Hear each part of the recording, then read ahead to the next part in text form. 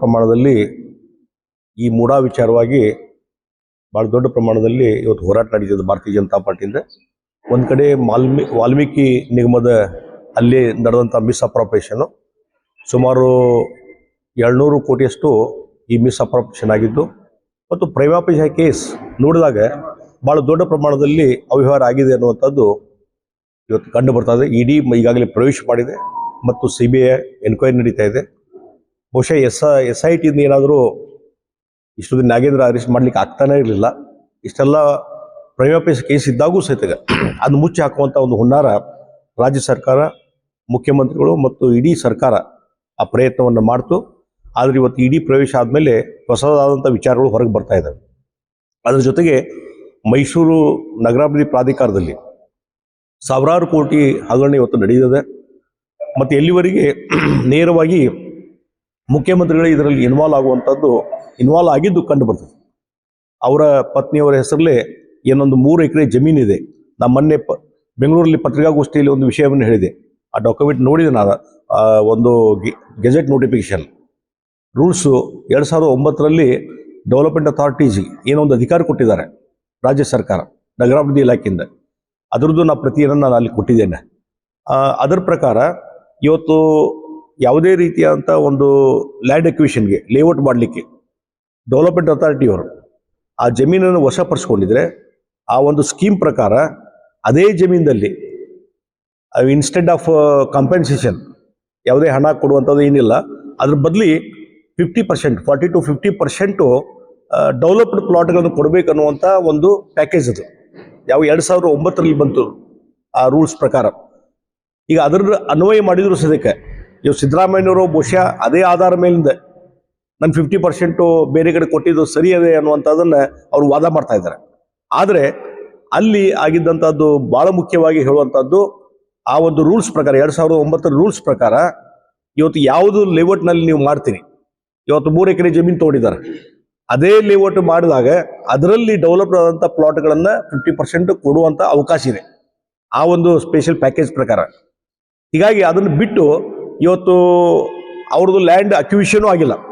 ಹಿಂದೆ ನೋಟಿಫೈ ಆಗಿತ್ತು, ಮುಂದೆ ಡಿನೋಟಿಫೈ ಆಯಿತು. ಇಷ್ಟೆಲ್ಲ ಆದಮೇಲೆ ಅದು ಅವ್ರ ಕಬ್ಜಾ ಇರಬೇಕಲ್ಲ, ಮುಖ್ಯಮಂತ್ರಿಗಳು ಅವ್ರ ಕುಟುಂಬದ ಸದಸ್ಯರ ಕಬ್ಜಾದಲ್ಲಿ ಇರಬೇಕಾಗಿತ್ತು. ಹಾಗೆ ಡೆವಲಪ್ಮೆಂಟ್ ಅಥಾರಿಟಿಯಿಂದ ಕಬ್ಜಾ ಯಾಕೆ ತೊಗೊಳ್ಳಿಲ್ಲ ಅನ್ನುವಂಥ ಪ್ರಶ್ನೆ ಬರ್ತದೆ. ಅಥವಾ ನೀವು ಕಬ್ಜಾ ವಹಿವಾಟಿ ಎಂಜಾಯ್ಮೆಂಟ್ ಯಾಕೆ ಮಾಡಲಿಲ್ಲ ಅನ್ನುವಂಥ ಪ್ರಶ್ನೆ ಬರ್ತದೆ. ಆ 3 ಎಕರೆಗೆ ಒಂದು ನೀವು ಫೆನ್ಸಿಂಗ್ ಹಾಕ್ಕೊಂಡು ನಿಮಗೆ ಪೊಸಿಷನ್ದಲ್ಲಿ ಇಟ್ಕೋಬೋದಾಗಿತ್ತು. ಎಷ್ಟೋ ಕಡೆ ನಾವು ನೋಡ್ತೀವಿ this property belongs to so and so ಅಂತ ಓನರ್ಗಂತೆ.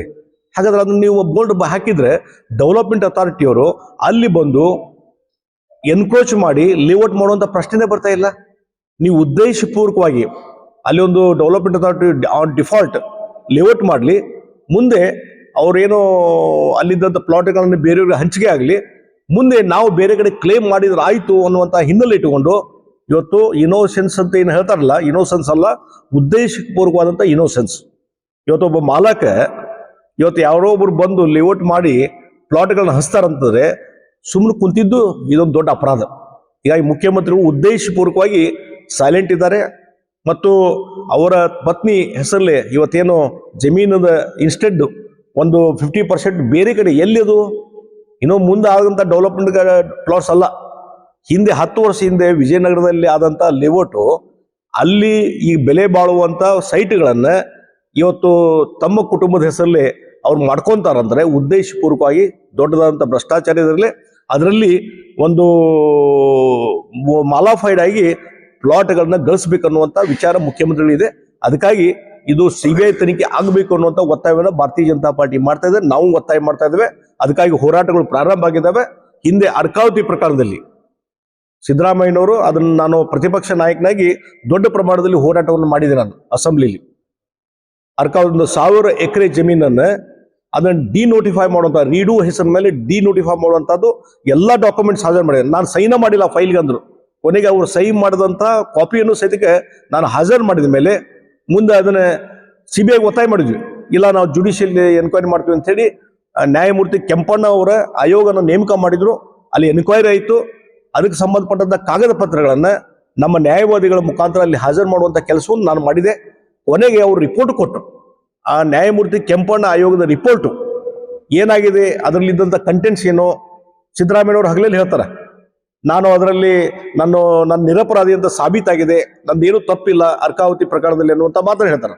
ನಾ ಅವತ್ತು ಕೇಳಿದ್ದೀನಿ, ನಾನು ಆಯ್ತಪ್ಪ ನೀವು ನಿರಪರಾಧಿ ಅಂತ ಹೇಳಿದ್ರೆ ನ್ಯಾಯಮೂರ್ತಿ ಕೆಂಪಣ್ಣ ಆಯೋಗ, ಎಸ್ ಇವತ್ತು ನೀವು ಮುಖ್ಯಮಂತ್ರಿ, ಅದು ನಿಮ್ಮ ಸುಪರ್ದಿಯಲ್ಲಿದೆ, ಅದು ಕೆಂಪಣ್ಣ ಆಯೋಗದ ರಿಪೋರ್ಟು, ಅದನ್ನ ಮಂಡನೆ ಮಾಡಿ ಅಸೆಂಬ್ಲಿ ಮುಂದೆ. ಈಗ 15 ತಾರೀಕಿಗೆ ಅಸೆಂಬ್ಲಿ ಸ್ಟಾರ್ಟ್ ಆಗ್ತದೆ, ಅಲ್ಲಿ ಮಂಡನೆ ಮಾಡಿ. ನೀವು ನಿರಪರಾಧಿ ಅಂತ ಅದರಲ್ಲಿ ಪ್ರೂವ್ ಆಗಿದ್ರೆ ಅದು ಸಾರ್ವಜನಿಕರಿಗೆ ಗುರ್ತಾಗ್ಲಿ. ಈಗ ಅದನ್ನು ಮಂಡನೆ ಮಾಡ್ಲಿಕ್ಕೆ ತಯಾರಿಲ್ಲ ಅಂತಂದ್ರೆ ಎಲ್ಲೋ ಒಂದು ಕಡೆ ನೆಗೆಟಿವ್ ಆದಂತ ರಿಪೋರ್ಟು ಸಿದ್ದರಾಮಯ್ಯ ವಿರುದ್ಧ ಆ ಕೆಂಪಣ್ಣ ಆಯೋಗದಲ್ಲಿ ಇದೆ ಅನ್ನುವಂಥದ್ದು ಈ ಸಂದರ್ಭದಲ್ಲಿ ನಾನು ಸ್ಪಷ್ಟವಾಗಿ ಹೇಳ್ತೀನಿ.